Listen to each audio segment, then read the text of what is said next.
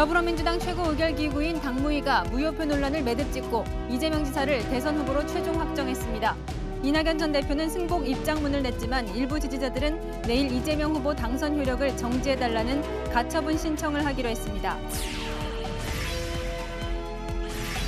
식당 영업시간을 자정까지 2시간 늘리고 수도권의 사적 모임을 8명까지 허용하는 내용의 거리두기 방안이 검토되고 있습니다. 정부는 이 같은 새 거리두기를 거친 뒤 다음 달 초 구체적인 위드 코로나 전환 방안을 발표할 예정입니다. 체험학습을 하던 초등학생과 교사 50여 명이 집단으로 땅벌에 쏘여 치료를 받고 있습니다. 머리에 쏘인 학생들도 있고 그리고 다리나 허리 안 쏘인 데가 없을 정도로 다 쏘여서. 교통법규 위반자가 헌혈하면 벌점을 없애주는 정책을 적십자사가 추진해 논란입니다. 사실상 매열 행위가 아니냐는 지적입니다. 배달음식에서 머리카락이 나왔다며 환불을 요구하고 별점 테러를 한 20대 남녀가 경찰 조사를 받고 있습니다. 상습적인 환불 요구를 이상하게 여긴 음식점 주인의 신고로 경찰에 입건됐습니다.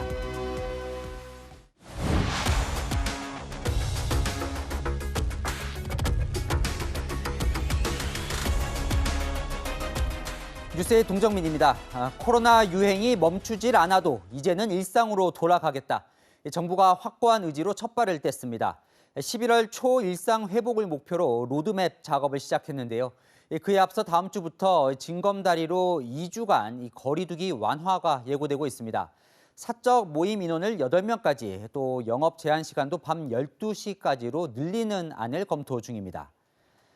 여전히 하루 확진자 1,000명을 넘는 상황에서 철저한 대비가 필요해 보이는데요. 정부의 위드 코로나 계획을 서상희 기자가 첫 소식으로 전합니다. 단계적 일상회복, 이른바 위드 코로나를 논의할 일상회복지원위원회가 출범했습니다. 백신 접종을 무기로 고난의 시간을 보낸 끝에 이제 조심스럽지만 일상회복을 준비하는 단계까지는 와 있는 것 같습니다. 경제, 민생, 사회, 문화, 자치, 안전, 방역, 의료 등 4개 분과에서 민관과 정부 인사 40명 위원으로 구성됩니다. 방역체계 완화 방식과 백신 패스 도입 여부, 소상공인 피해 회복 등이 논의될 예정입니다. 방역 완화는 감염 위험도가 낮은 곳부터 영업 시간과 인원을 늘려가는 방안이 유력합니다. 우선순위에 따라서 몇 단계에 걸쳐서 방역을 이완할 것인지를 논의하게 될 것 같습니다. 방역당국은 오는 15일 단계적 일상회복 전 마지막 거리두기 방안에 현행 최대 6명으로 제한된 사적 모임을 접종 완료자 중심으로 8명까지 허용하는 방안도 검토 중입니다. 오늘 회의에선 현행 10시까지인 식당과 카페 영업시간을 자정까지 연장해달라는 일부 의견도 나왔습니다. 접종 완료자에게 다중이용시설 이용에 혜택을 주는 백신 패스도 본격 논의됩니다. 일부에선 백신 패스를 유흥시설 같은 감염 고위험 시설에만 제한적으로 도입해야 한다는 의견도 있어 시점과 범위에 대한 합의가 필요합니다. 방역당국은 이달 말까지 구체적 로드맵을 마련해 오는 11월 초 단계적 일상회복 방안을 발표할 예정입니다. 채널A 뉴스 서상입니다. 정부가 위드 코로나를 시작하기 전에 마음 급한 업계들이 먼저 움직이고 있습니다. 백신을 맞은 사람들에게 인센티브를 주는 이 고객 유치 경쟁이 한창인데요. 홍유라 기자가 현장을 취재했습니다. 오는 12월 관객을 만나는 뮤지컬 작은 아씨들의 연습이 한창입니다. 갑자기 모든 게 두렵고 낯설게 느껴진다. 이 공연은 백신을 한 번 이상 맞은 관객에겐 20% 할인가로 티켓을 판매합니다. 지난해 코로나19 확산으로 중단했던 공연을 올 연말 다시 무대에 올리면서 백신 접종 할인을 기획했습니다. 처음 공지했을 때 문의 전화가 상당히 많이 왔었어요. 할인에 대한 시민들의 관심이 크셨고요. 이렇게 백신 접종자에게 할인해주는 공연은 연말까지 30개나 됩니다. 이런 공연업계뿐 아니라 관광업계도 백신 접종자들에게 할인 혜택을 제공하고 있습니다. 코레일은 소상공인 시장진흥공단과 손잡고 50%를 깎아주는 여행 상품을 내놨습니다. 백신 1차 이상 접종자 선착순 2,000명이 대상입니다. 판매 오픈한 지 3주 정도가 됐는데요. 현재 1,000명 정도 예약이 완료가 됐고. 백신 1차 접종률이 80%에 육박할 정도로 높아진 접종률에 위드 코로나 논의가 본격적으로 시작되자 백신 접종자를 겨냥한 유치 경쟁이 치열해진 겁니다. 백신진에 저렴하게 이용하시면 좋을 것 같아서 그래서 이제 진행을 했어요. 회원권 10% 할인으로 들어가고 있어요. 백신 미접종자에 대한 차별이란 지적도 있지만 코로나19로 직격탄을 맞은 관련 업계는 고객 유치를 위해 더욱 적극적인 할인 경쟁을 할 수밖에 없습니다. 채널A 뉴스 홍윤아입니다. 정치권으로 가봅니다. 더불어민주당의 내홍은 일단 수습 국면에 들어섰습니다. 당 최고 의결기구인 당무위원회가 오늘 이재명 경기지사를 민주당 대선 후보로 재확인했습니다. 이낙연 캠프의 이의 신청을 기각한 거죠. 경선 이후 침묵해온 이낙연 전 대표도 경선 결과를 수용한다며 승복 의사를 밝혔습니다. 김성규 기자입니다. 더불어민주당은 이낙연 전 대표 측에서 제기한 무효표 처리 방식에 대한 이의 제기를 받아들이지 않기로 결론 내렸습니다. 당무집행 최고 의결기관인 당무위를 소집해 무효표 논란을 매듭짓고 이재명 대선 후보로 최종 확정한 겁니다. 결론을 냈습니다. 그래서 오늘 더불어민주당 당무위원회는 지금까지 중앙당 선거관리위원회와 최고위원회가 해당 당규에 대해 결정한 것을 추인한다. 결선 투표 도입으로 인해 논란이 생긴 중도 사퇴자들의 무효표 관련 조항에 대해서는 향후 개정해 가기로 했습니다. 오늘 오후 1시 반부터 열린 당무위원회에서는 40여 명이 참석해 2시간여 동안 찬반 토론을 벌였습니다. 극한 대립 끝에 표결이 이뤄질 것이란 예측도 있었지만 결국 박수로 추인하는 방식으로 결정이 이뤄졌습니다.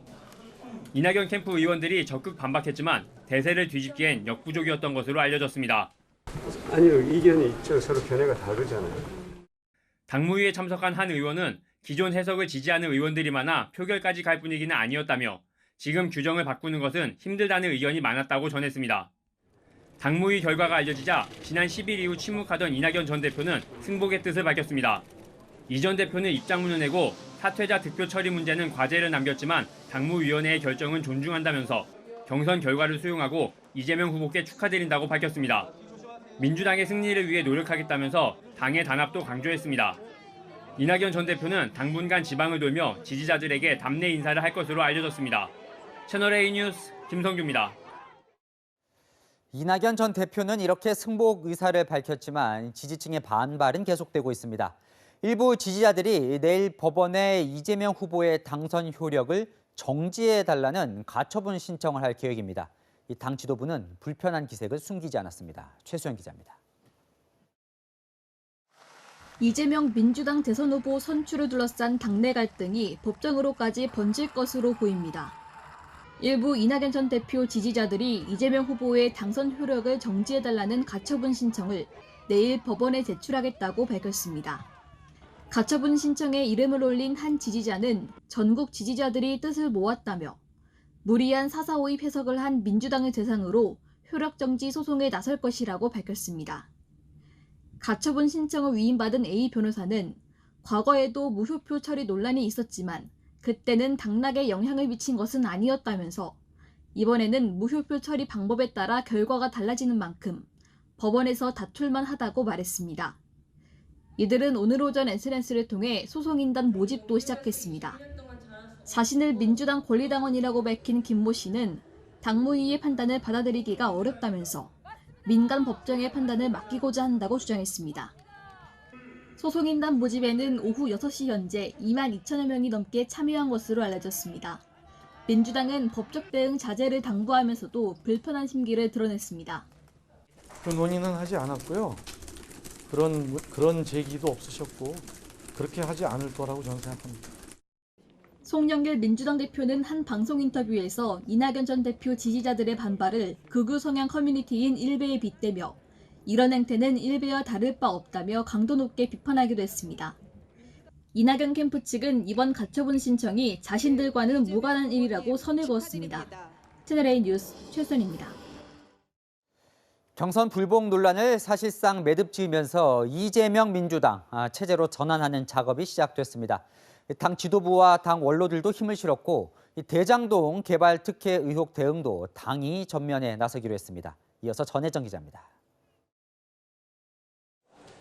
더불어민주당은 이재명 대통령 후보에게 힘을 실어주며 이재명 민주당 체제로의 빠른 전환을 예고했습니다. 특정 계보나 조직에 속하지 않고 실력과 성과로 평가를 받아왔던 이재명 후보의 선출은 새로운 변화에 대한 국민적 기대와 열망을 대변한 것이라고 생각이 듭니다. 당원과 국민은 이재명 경기도지사에게 더불어민주당이 20대 대통령 선거 후보로 뛸 것을 명령하셨습니다.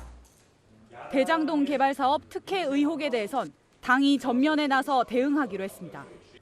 이재명 사단으로 꼽히는 김병욱, 박주민 의원 등을 대응 태스크포스 전면에 배치했고 이재명 국감에 대비한 방어 전략 검토도 이미 시작됐습니다. 이재명 후보는 조속히 당 선대위를 꾸려 본선 레이스에 돌입한다는 구상입니다. 저 개인이 아니라 더불어민주당의 승리, 민주개혁 진영의 승리, 4기 민주정부 창출을 위해서 조속한 원팀 구성을 위해 당 선대위의 경선에서 경쟁한 후보들을 대거 참여시키는 방안이 검토되고 있습니다. 이재명 후보 측 관계자는 중도층 전략보다 당분간 내부 결속이 우선이라고 설명했습니다. 채널A 뉴스 전혜정입니다. 어제 대장동 의혹을 두고 신속하고 철저한 수사를 주문했던 문재인 대통령이 이르면 이번 주 민주당 이재명 후보와 만납니다. 이 지사가 대장동 의혹에 연루된 사실이 드러난 게 없는 만큼 미룰 이유가 없다는 건데요. 야당은 수사와 대선에 대통령이 개입한다며 반발했습니다. 장원재 기자입니다. 청와대는 여당 내 경선 논란이 마무리 수순으로 접어든 만큼 문재인 대통령과 이재명 더불어민주당 대선 후보와의 첫 회동에 속도를 낸다는 방침입니다. 이르면 이번 주, 늦어도 다음 주에는 청와대에서 만날 것으로 예상됩니다. 청와대 관계자는 이 후보의 연루 사실이 드러난 게 없는 만큼 대장동 수사와 관계없이 회동이 이루어질 것이라며 양측이 구체적인 날짜를 조율 중인 것으로 안다고 전했습니다. 2002년에는 김대중 대통령이 노무현 후보를 후보 확정 이틀 후 만났고 2012년에는 이명박 대통령이 박근혜 후보를 2주 만에 만났습니다. 청와대 관계자는 전례와 달라질 경우 불필요한 오해가 생길 수 있다며 조기 회동의 배경을 설명했습니다.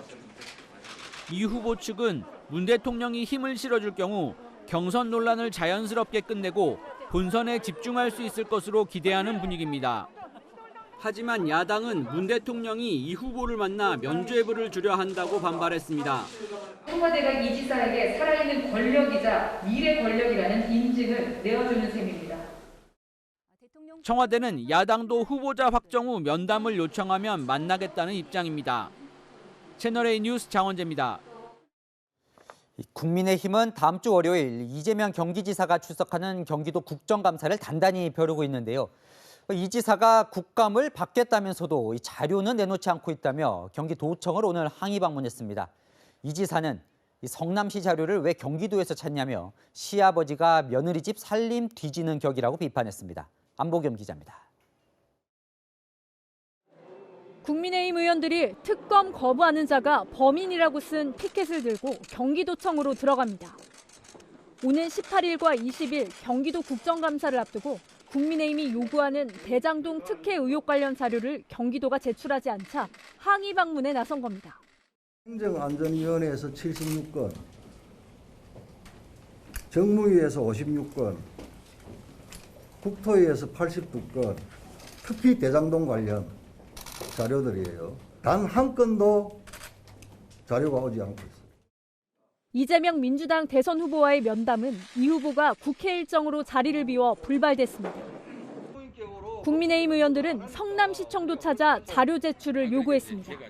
언론에 공개되는 것 정도만 제출하고 전혀 국회의원들이 요구하는 자료를 진정성 있게 제출할 때는 자세가 없어요.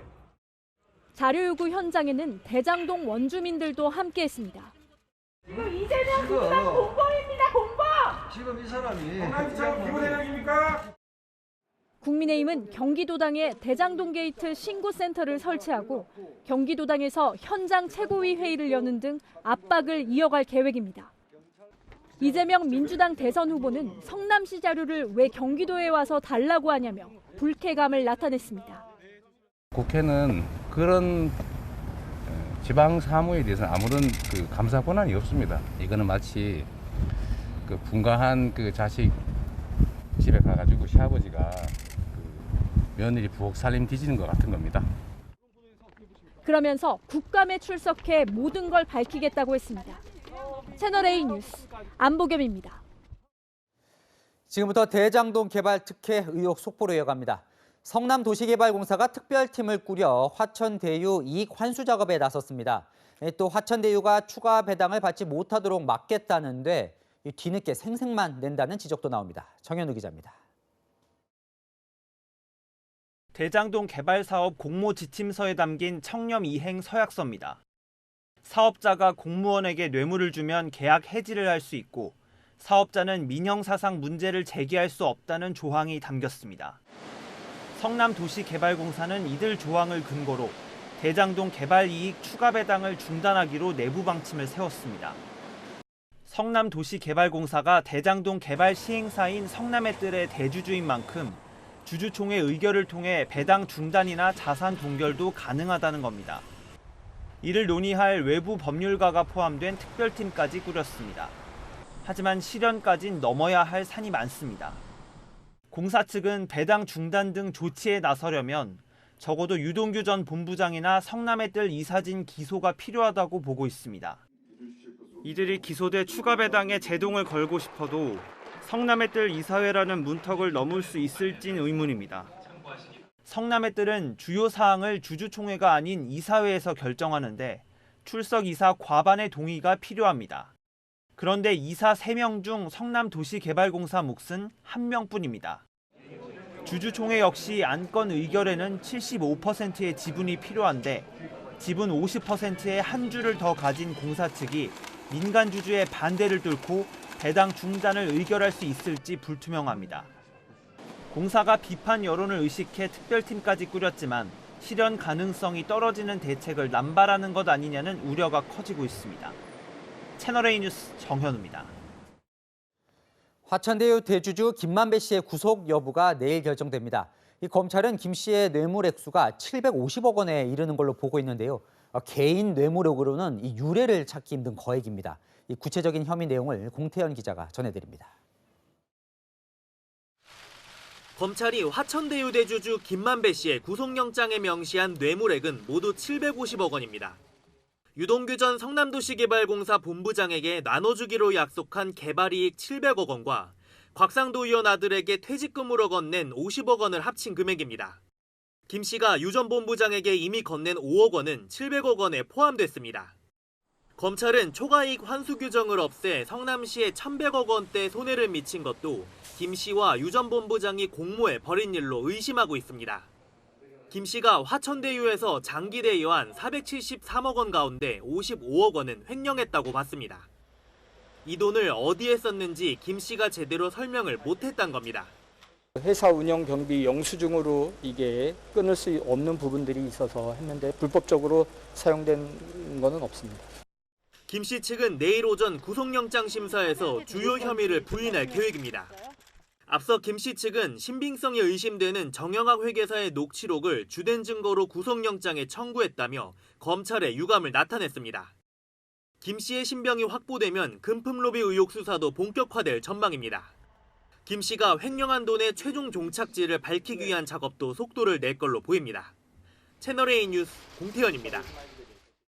자, 이 대장동 의혹에서 그분에 대한 관심이 높아지고 있는데요. 한번 그분을 쫓아보겠습니다. 사회부 김혜지 기자 나왔습니다. 김 기자, 이 그분 왜 중요한 겁니까? 네, 화천대유의 대주주 김만배 씨가 천화동인 1호의 절반이 그분 것이라고 말했다는 의혹 때문입니다. 정영학 회계사가 검찰에 제출한 녹취록에 이런 발언이 담겼다는 건데요. 사실이라면 그분은 대장동 사업에 지분을 가진 숨은 투자자거나 이 사업에 각종 편의를 봐준 사람일 겁니다. 그런데 천화동인 사후의 실소유주 남욱 변호사는 어제 언론 인터뷰에서 김만배 씨가 나이가 더 많기 때문에 유동규 전 본부장을 평소 그분으로 부를 일은 없었다고 말했죠. 그분이 유 전 본부장의 윗선 아니냐는 의혹이 제기되는 이유입니다. 자, 그래서인가요? 야당에서는 그분으로 자꾸 이재명 민주당 대선 후보를 언급하고 있는데요. 뭘 의심하는 건가요? 야당은 그분이 당시 성남시장이었던 이재명 후보라고 주장하고 있죠. 당시 성남시 최고 의사결정권자는 이재명 시장이었기 때문에 대장동 개발 사업에 관여했을 수밖에 없다는 겁니다. 민간 사업자에게 초과 이익을 몰아줘 성남시에 손해를 끼친 배임 부분에 대해선 검찰은 김만배 씨를 유동규 전 기획본부장의 공범으로 지목한 상태입니다. 하지만 이재명 후보는 대장동 개발 사업을 개발 이익을 공공에 환수한 행정 성과라고 설명해왔죠. 검찰 수사에선 아직까지 녹취록 속 그분이 누군지나 배임 혐의와 관련한 이재명 당시 시장의 연관성이 드러나지 않은 상황입니다. 자, 그런데요, 대통령이 어제 이제 신속한 수사를 지시하자마자 검찰이 김만배 씨 구속영장을 청구했어요. 다소 무리한 영장 신청이다 이런 지적도 있던데요. 네, 문재인 대통령이 검찰과 경찰이 협력해서 신속히 수사를 하라고 지시한 게 어제 오후 2시였고요. 3시간 뒤 검찰이 김만배 씨에 대한 구속영장을 청구합니다. 다시 1시간 뒤 김호수 검찰총장은 서울중앙지검 수사팀이 경찰과 한 라인을 구축해 협력하라고 지시했습니다. 김만배 씨 검찰 소환 조사가 어제 새벽에 끝난 상황이라 어제 오전만 해도 추가 소환이 몇 차례 더 있을 거라는 전망이 우세했는데요. 오후 들어 추가 조사 없이 곧바로 구속영장을 청구하는 쪽으로 기류가 바뀐 겁니다. 김만배 씨 측도 조사 당시 검찰이 정영학 회계사의 녹취록은 다음 조사 때 보여주겠다고 말해 추가 조사가 있을 줄 알았다고 했는데요. 김 씨 구속영장에 포함된 곽상도 의원 아들 퇴직금 건도 곽 의원 아들에게 왜 퇴직금을 많이 줬나 한 차례 질문받은 게 전부라고 했습니다. 법조계에선 돈 받은 사람을 조사하기 전에 돈 준 사람에게 구속영장부터 청구하는 건 검찰 수사가 시간에 쫓기고 있다는 뜻이라는 해석도 내놓았습니다. 네, 이 대통령이 이제 신속한 수사를 강조하면서 일각에서는 꼬리 자르기 우려도 나오던데요. 검찰은 언제쯤 이 수사를 마치겠다 이런 게 있나요? 검찰은 아무래도 대통령 선거에 미칠 영향을 최소화하고 싶을 겁니다. 네. 이달 중에 그러니까 10월 안에 수사를 마치고 관련자를 재판에 넘길 거라는 관측이 나옵니다. 그러니까 10월이라고 해봤자 이제 보름 정도밖에 남질 않았는데 지금까지 나온 의혹만으로도 아주 많거든요. 네, 검찰 수사 갈 길이 멀긴 합니다. 핵심 4인방 중 유동규 전 본부장은 구속됐고 김만배 씨는 내일 구속 여부가 결정됩니다. 남욱 변호사는 귀국 의사를 밝혔지만 언제 귀국해 조사받을지 아직 알 수 없습니다. 게다가 고위직 출신 법조인들에게 금품 로비를 벌였다는 이른바 50억 클럽 의혹, 성남시의회를 상대로 한 금품 로비 의혹 등 검찰이 풀어야 할 숙제가 한가득입니다. 네, 여기까지 듣겠습니다. 지금까지 사회부 김혜지 기자였습니다. 네, 초등학생과 교사 50여 명이 단체로 땅벌에 쏘였습니다. 코로나 때문에 운동회가 취소되는 바람에 야산에 오르다 벌어진 사고였습니다. 배유미 기자입니다. 주차장으로 아이들이 뛰어내려옵니다. 팔을 휘젓고 옷을 터는가 하면 제자리에서 뛰기도 합니다. 경북 군위의 한 야산에서 땅벌떼가 초등학교 학생과 교사들을 공격한 건 오전 10시 10분쯤. 학생들은 예정됐던 가을 운동회가 코로나 사태로 취소되면서 등산로 걷기 체험을 하던 중이었습니다. 벌이 사방팔방으로 다 날아다니고 친구들은 머리에 쏘인 학생들도 있고 그리고 다리나 허리 안 쏘인 데가 없을 정도로 다 쏘여서 정말. 초등학생 48명과 교사 6명 등 54명이 벌에 쏘였고 병원 3곳으로 이송돼 치료를 받고 있습니다. 다행히 크게 다친 사람은 없는 것으로 알려졌습니다. 신고를 받은 소방당국은 현장에서 벌집을 확인해 제거했습니다. 아이들이 산을 오르다 땅벌집을 건드렸을 가능성에 무게를 두고 있습니다. 땅벌은 땅속이나 바위 틈에 집을 짓기 때문에 확인이 어렵습니다. 그래도 땅벌들은 땅속에 집이 있기 때문에 사람들이 벌집이 있는지 없는지를 인식을 못하는 상태에서 발걸음 그 진동 때문에 나와가지고 공격을 하는데 크기는 작지만 말벌 못지않게 공격성이 강하고 작은 틈새를 집요하게 파고드는 습성이 있습니다. 전문가들은 땅벌이 어두운 색에 민감하게 반응하는 만큼 밝은색 옷을 입을 것을 조언합니다. 땅벌집을 건드렸다면 빠르게 벗어난 뒤 배낭이나 옷 속을 파고든 땅벌을 제거해야 피해를 줄일 수 있습니다. 채널A 뉴스 배유미입니다. 오늘 오전 경기도 성남의 아파트에서 불이 났는데 4살 쌍둥이 아이들이 아파트 난간에 이렇게 위태롭게 대피해 있다가 다행히 무사히 구조됐습니다. 전민영 기자가 보도합니다. 아파트 4층 난간에 2명의 아이가 위태롭게 앉아 있고 창문 안쪽에서 어머니가 아이들을 다독입니다. 소방대원들이 연기로 가득 찬 집안을 수색한 끝에 아이들이 있는 난간으로 나갑니다. 소방대원은 입고 있던 방화복을 벗어 아이를 감싼 뒤 한 명씩 구조합니다. 경기도 성남시의 아파트에서 불이 난 건 오늘 오전 6시 반쯤. 현관 쪽에서 시작된 불로 집안이 온통 유독가스로 가득 차자 어머니는 4살 난 쌍둥이를 창문 밖으로 대피시켰습니다. 진한 연기가 가득 찼죠. 앞에 하나도 안 보였거든요. 어머님이 현명하시게 끄트머리 쪽으로 피난을 잘 하셨고 보니까 쌍둥이 애기들이 바깥에 있는데 소방차를 발견한 아이들은 기쁨을 나타내기도 했습니다. 애기들은 무서워도 했지만은 소방차 왔네, 소방관 아이스들 보이네 그러면서 되게 좋아하더라고. 직업상으로는 되게 영광이죠. 아파트 경비원이 소화기로 화재를 초기 진압해 피해를 줄일 수 있었습니다. 경비 아저씨 부르면서 1층에 있는 소화기 들고 뛰어 올라갔죠, 메고. 재빠른 대피와 초동 조치로 가족들은 무사히 구조될 수 있었습니다. 채널A 뉴스 전민영입니다. 배달 음식에서 머리카락이 나왔다며 악성 후기까지 남기고 환불을 받은 손님. 알고 보니 15곳 넘는 곳에 똑같은 요구를 했습니다. 결국 덜미가 잡혀서 경찰 수사를 받게 됐습니다. 여현교 기자가 보도합니다.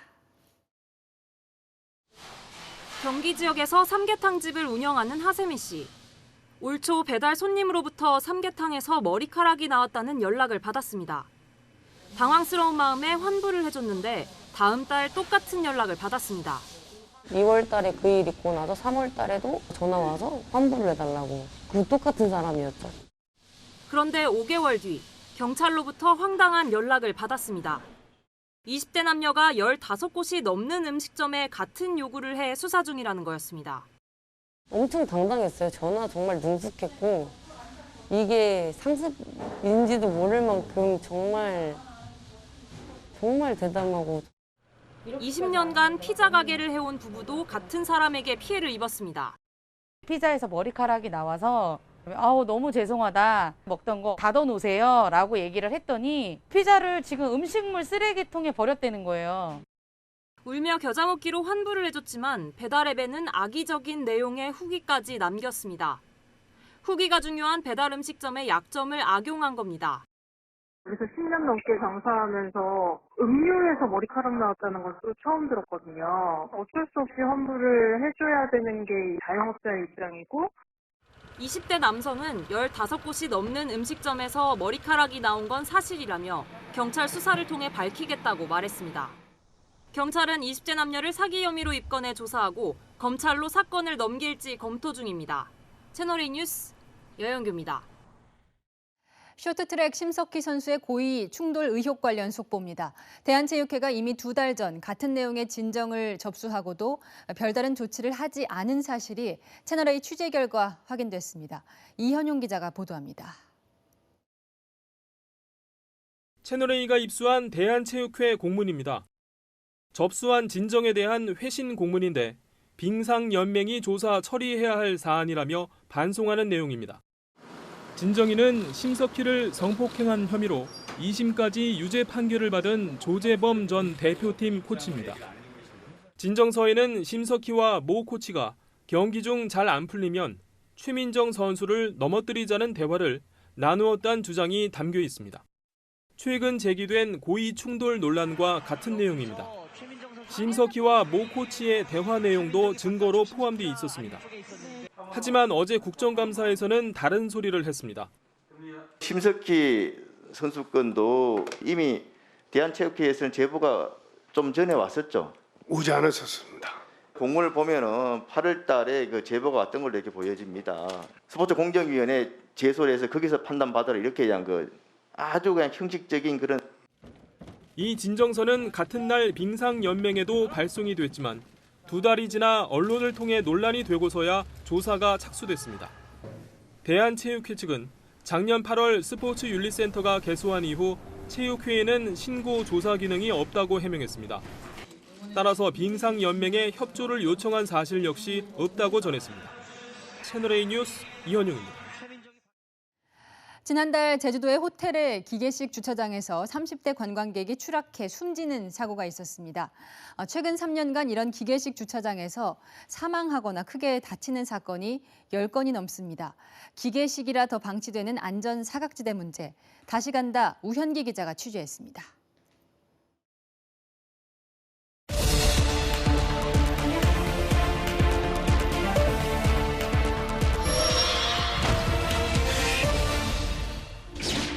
흰색 승용차가 제주의 한 호텔 기계식 주차장 앞에 멈춰섭니다. 운전자가 차량에서 내리자마자 갑자기 차가 다시 출발합니다.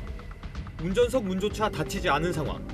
차량을 멈추려고 남성이 다급히 차에 올랐지만 차량은 출입문을 뚫고 넘어가 7m 아래 주차장 바닥으로 떨어졌습니다.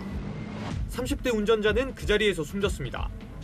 관련법상 20대 이상을 수용하는 기계식 주차장엔 설비 조작 등 주차 교육을 받은 관리인이 배치돼야 합니다.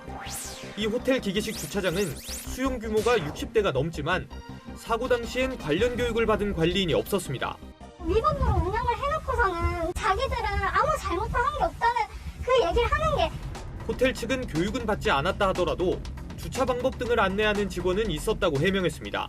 저희 직원이 없었던 건 아니에요. 계속 안내를 해요. 그걸 빨리빨리 해야 빨리빨리 입구가 되고 다음 차가 진입이 되기 때문에 알아서 하세요라고 말할 수가 없어요. 하지만 사고 당시 CCTV를 확인한 유족들의 입장은 달랐습니다.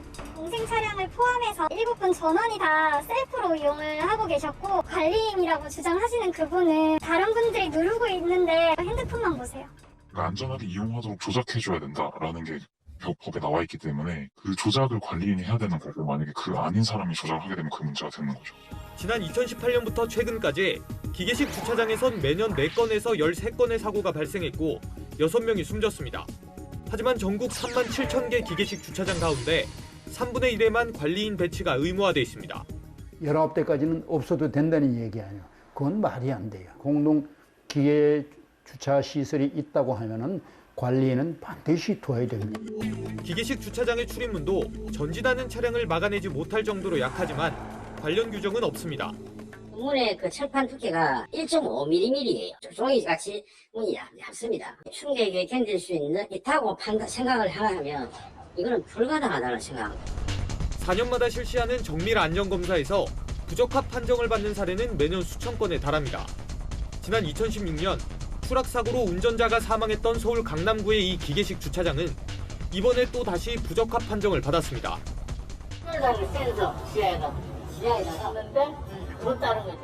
지난해 국토부는 추락방지 장치 설치를 의무화했지만 지난 3월 이후 새로 만들어지는 곳들만이 대상이어서 한계가 있다는 지적이 나옵니다. 다시 간다 우현기입니다.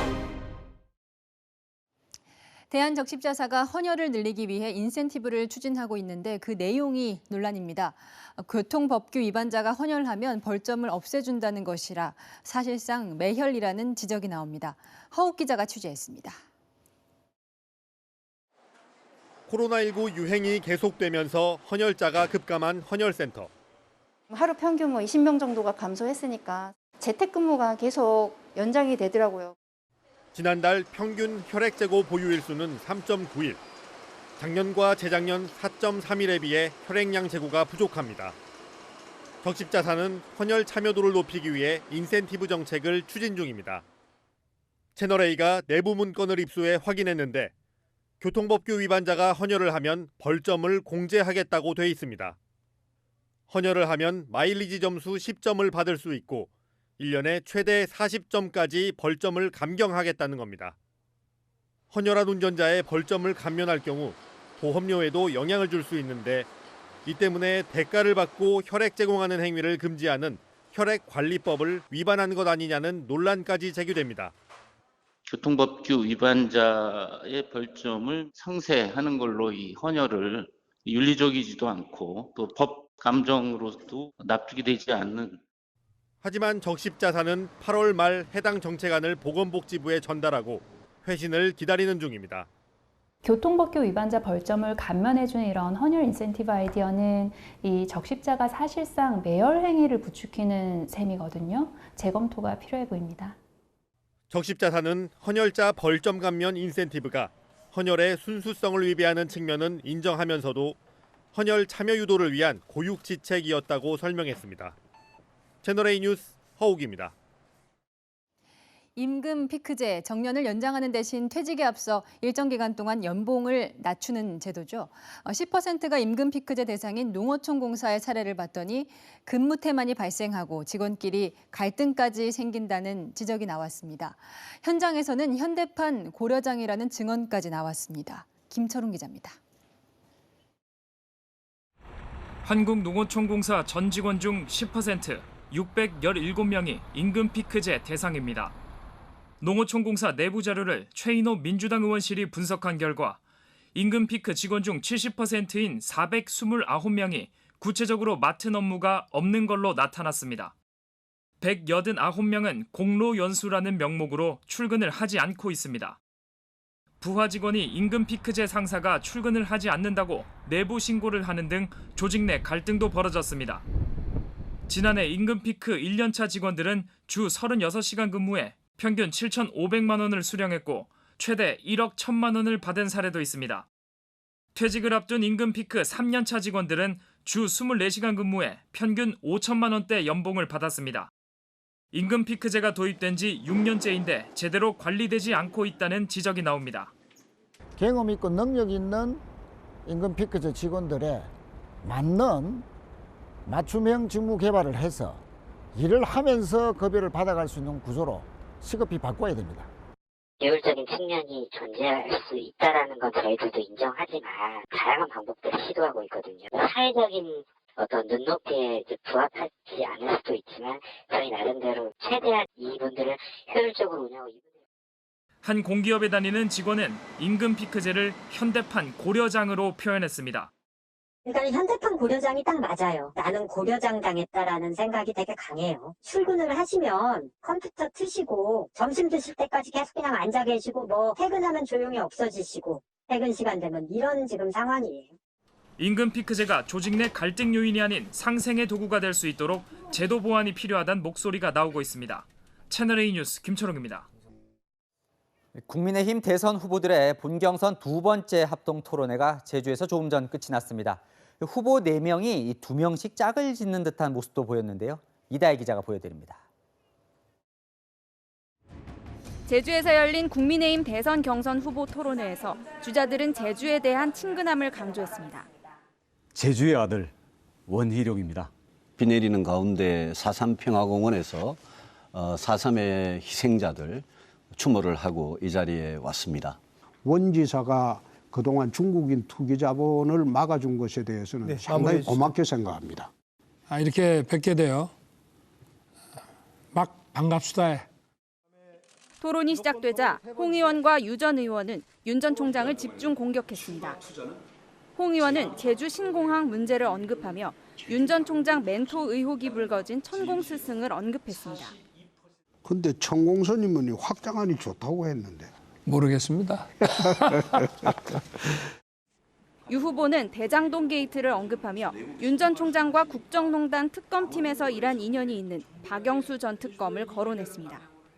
철저히 수사를 하려면 그 박영수 특검이나 권순일 대법관이나 이런 사람들까지도 다 철저하게 수사를 해야 되지 않겠습니까? 특히 박영수 특검 같은 경우에는 윤 전 총장과 원 전 지사는 공격보다는 장점을 추켜 세우며 정책 토론을 이어갔습니다. 택지에 대한 쪼개기와 기획부동산의 투기 이런 것들에 대해서 저는 7년 내내 싸웠기 때문에 대장동을 보니까 몇 가지 얘기를 들으니까 제 눈에 환히 보이는 거예요. 근데 그거를 사실은 법조인들도 알기가 쉽지 않습니다. 워낙 어려워서. 근데 정말 재직하는 동안에 그걸 그렇게 우리 지사로서 공부를 해가지고 그렇게 대처하신 거에 대해서는 참 높이 평가합니다. 원 전 후보의 집중 타겟은 홍 의원이었습니다. 국민소득 5만 달러 공약이 비현실적이라고 비판한 겁니다. 3% 됐다고 치고 몇 년 걸리냐고요? 그건 계산을 다시 해보겠습니다. 그 계산 안 해보시고? 안 해봤습니다. 난 밑에 전문가들이 주길래 그게 참 좋은 거다 생각하고 그래 했습니다. 국민의힘은 다음 주 영남 지역에서 합동 토론회를 이어갑니다. 채널A 뉴스 이다혜입니다.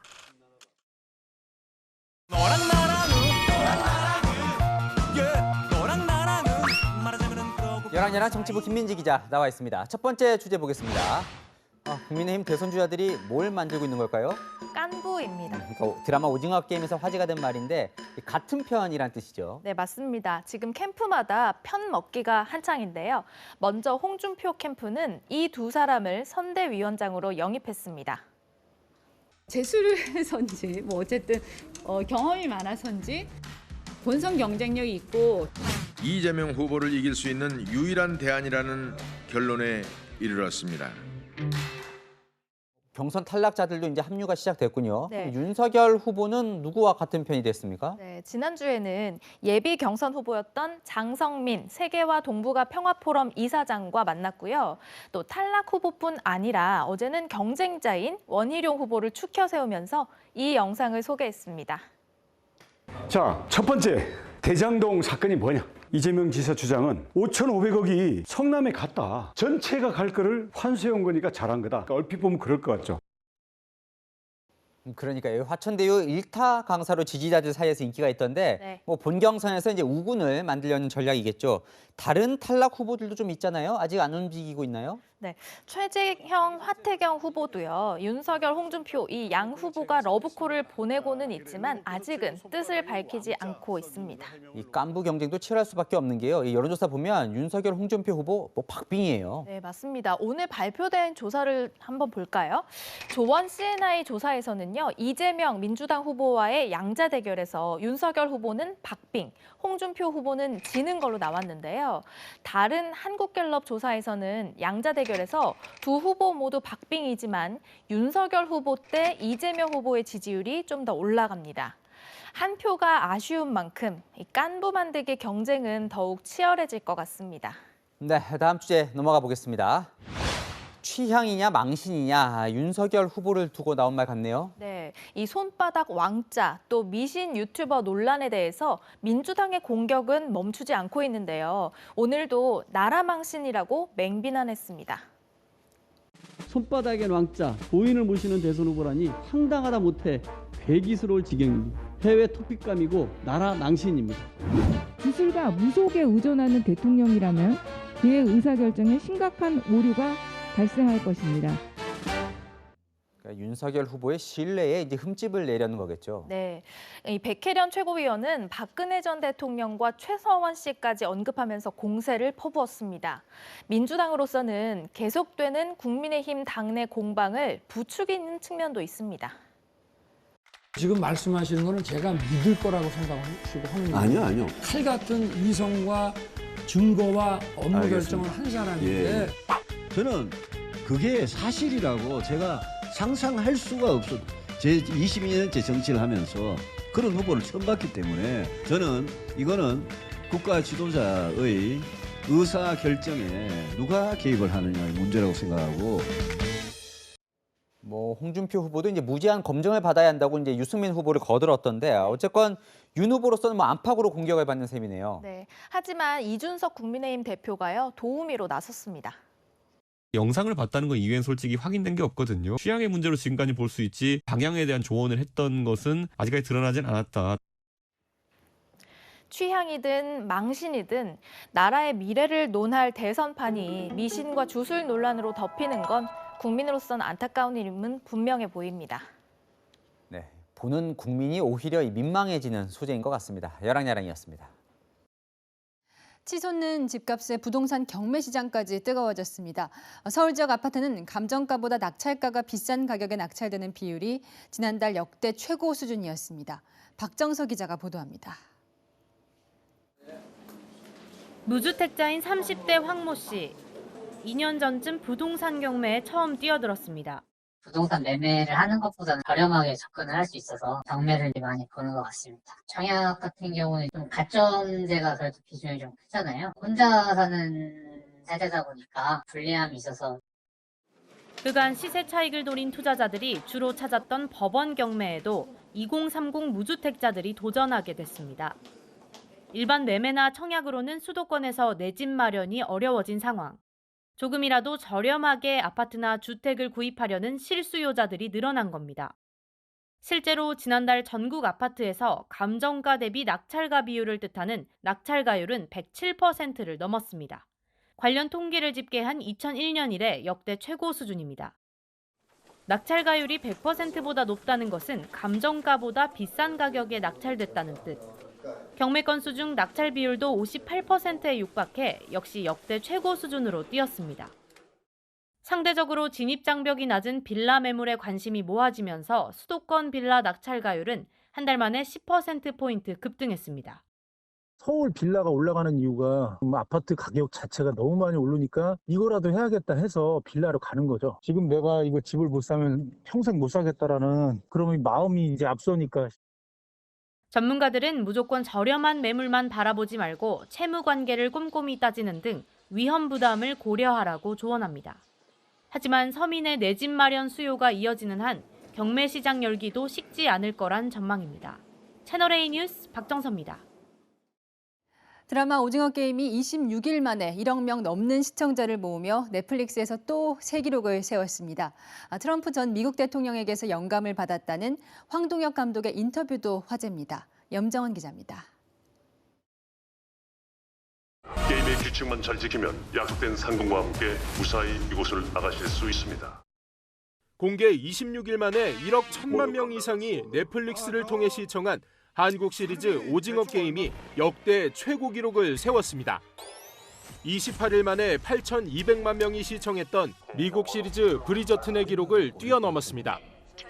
2억 900만 명인 전 세계 구독자 가운데 절반 이상이 오징어 게임을 시청한 겁니다. 오징어 게임 감독은 간단한 질문을 드라마에 담았습니다. 왜 우리가 이런 치열한 경쟁 사회로 내몰릴 수밖에 없었는가? 그것은 뭐 정치에 대한 질문이기도 하고 이 사회의 경제 시스템에 대한 질문이기도 하고. 미국 언론과의 인터뷰에서는 그 질문에 구체적인 대답을 내놨습니다. 영화를 기획했던 지난 2008년 리먼 사태와 2016년 트럼프 전 대통령 당선이 작품에 영감을 줬고 가면을 쓰고 내기를 거는 VIP들의 그 비밀이 숨어 있다는 겁니다. 3주 연속 톱10 1위를 기록 중인 미국에서는 오징어 게임 열풍이 식지 않고 있습니다. 미식 축구 팬들이 등장하는 패러디 영상이 인기를 끌고 And once you play this series of games, it will be determined who does and does not make the postseason. 선수들은 경기 도중 무궁화 꽃이 피었습니다를 흉내냈습니다.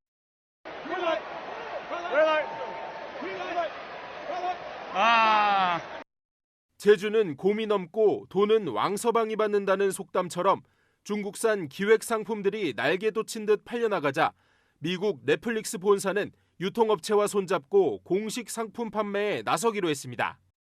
채널A 뉴스 염정원입니다.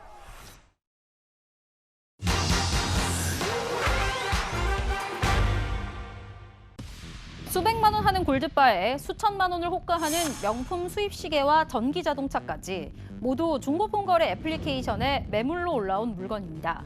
이렇게 온라인 중고거래 장터가 고가 제품이나 명품 거래 공간으로 급부상했지만 세금은 내지 않는 탈세 루트가 되고 있다는 지적이 나오는데 근거 있는지 따져봅니다. 집에서 안 쓰던 중고품을 팔아서 본 소득도 세금 내야 할까요? 결론부터 말씀드리면 거래 금액과 상관없이 개인 간 거래는 세금 내지 않습니다. 하지만 영리 목적으로 지속적으로 중고 물품을 팔아서 수익을 내고 있다면 당연히 납세 의무가 발생하는데요. 사업자 등록을 하고 부가가치세를 내야 하고 종합소득세 신고 의무도 생깁니다. 거래 횟수도 중요한데요. 옷이나 책 같은 저렴한 상품 거래라도 영리 목적의 반복적인 행위라면 같은 기준이 적용됩니다. 문제는 세무당국이 개인 판매자로 가장한 중고품 거래업자를 구별해내기가 쉽지 않다는 겁니다. 팩트맨이 중고거래 앱을 통해 접촉한 시계 매입자도 거래 액수와 거래 장소까지 정한 뒤에야 자신이 전문업자인 걸 밝혔습니다. 저희가 전문업체거든요. 전문적으로 매입하고 판매까지 다 하는 상황이어가지고 그 연식하고 뭐 그런 거 좀 받아야 되거든요. 현행 세법의 영리 행위로 보는 거래 횟수와 금액 기준이 명시돼 있지 않아서 생기는 문제인데요. 국세청은 과세 사각지대를 줄일 대책을 마련 중이라고 밝혔습니다. 더 궁금한 점은 팩트맨 제보 부탁합니다. 오늘자 동아일보에 실린 내용입니다. 올해 세계는 물폭탄이나 극심한 무더위 등 기상이변으로 몸살을 앓았는데요. 때 아닌 고온현상과 가을 장맛비 등 우리나라도 상황은 마찬가지입니다. 온실가스 배출을 줄이는 등 제도적인 변화가 시급한 상황입니다. 내일도 때 아닌 반짝 낮더위가 이어지는데요. 서울이 23도, 대구가 26도 등으로 평년보다는 2도에서 4도쯤 높겠고요. 일교차가 10도 안팎으로 크게 나면서 아침, 저녁에는 싸늘하겠습니다. 가을이 깊어지면서 강원도에서는 이미 단풍 소식이 전해졌는데요. 서울도 15일 이후부터는 첫 단풍이 물들기 시작하겠습니다. 올해 단풍은 일교차가 커서 평년보다는 단풍색이 더 고울 전망입니다. 토요일에는 전국에 비 소식이 있는데요. 날씨가 급변하기 시작하겠습니다. 기온이 뚝 떨어지면서 일요일에는 서울 기준 2도까지 내려가겠고요. 서울은 올가을 첫 한파특보까지 내려질 가능성이 커 보입니다. 날씨였습니다. 대장동 의혹이 쏟아지기 시작한 게 9월 초죠. 이 검찰총장이 이런 지시를 내린 건 9월 말입니다. 늑장 수사로 증거 다 없어지겠다. 언론 질타가 쏟아진 뒤에야 움직였죠. 총장 지시 이후에도 휴대전화 못 찾고 신병 확보도 못하고 늑장 부실 수사 지적은 여전했습니다. 그랬던 검찰, 대통령이 어제 한마디 하자 서둘러 김만배 씨 구속영장을 신청했습니다. 그분, 몸통, 꼬리 의혹이 난무하고 있는데요. 정권 눈치 본다는 의심이 더 커진 지금 이 검찰은 대통령의 어제 지시 중 이 말만 명심하면 좋겠습니다. 오늘 한마디, 실체적 진실 규명으로 하겠습니다. 오늘 뉴스 여기까지입니다. 내일도 뉴스입니다.